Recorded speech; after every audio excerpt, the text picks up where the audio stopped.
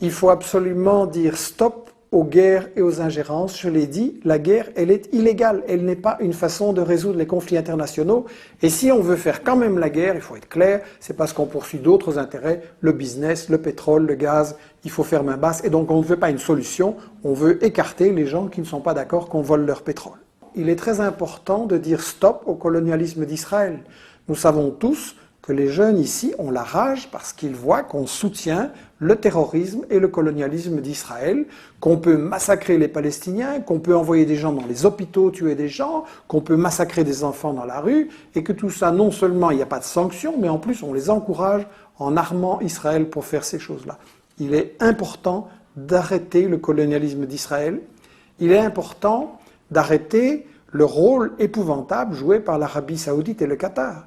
Il faut arrêter nos relations avec ces pays tant qu'on ne met pas fin à ce financement du terrorisme, à cet endoctrinement, et tant qu'on ne laisse pas ces populations évoluer vers la démocratie.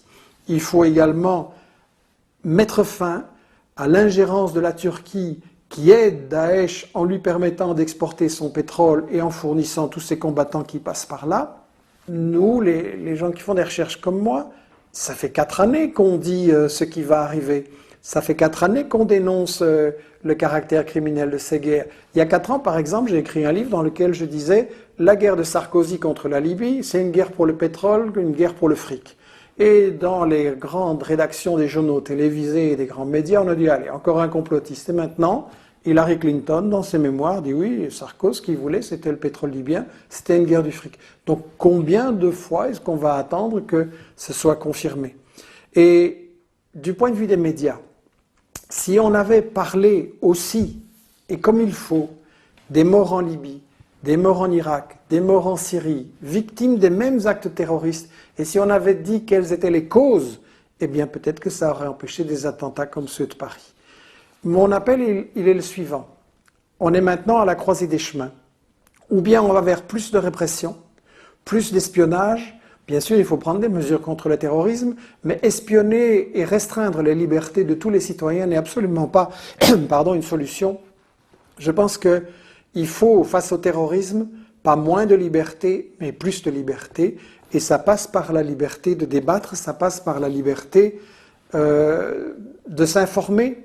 Et dans ce sens-là, j'ai vu une chose encourageante dans un des débats du week-end à la télé française, c'est l'actrice française Catherine Fro qui avait déclaré « Je me suis rendu compte que je ne comprenais rien et que je pense que je ne suis pas la seule à ne rien comprendre à cette histoire, au passé de cette histoire et au présent dans lequel on est maintenant. Et je me suis dit que j'avais envie de me cultiver en fait. Je me disais qu'aujourd'hui, les jeunes gens, ils avaient intérêt à se cultiver, à comprendre le sens de l'histoire. » Je crois que ça, c'est un appel fondamental.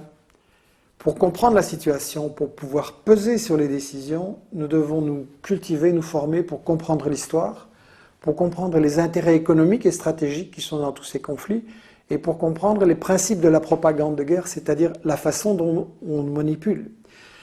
Pour conclure mon appel, nous sommes à la croisée des chemins. Le monde est en train de changer très vite, très brutalement.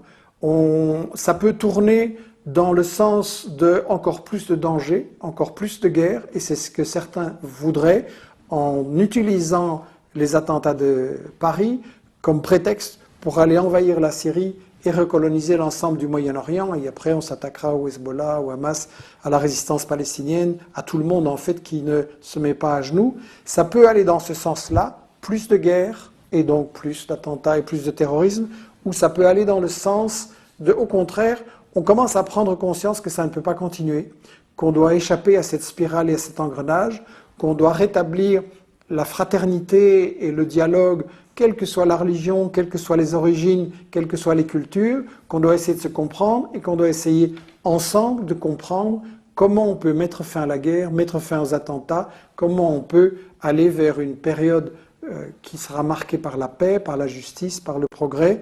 Et ça, pour moi, la lutte pour la paix, ça passe par la lutte pour une information correcte. Je vous remercie.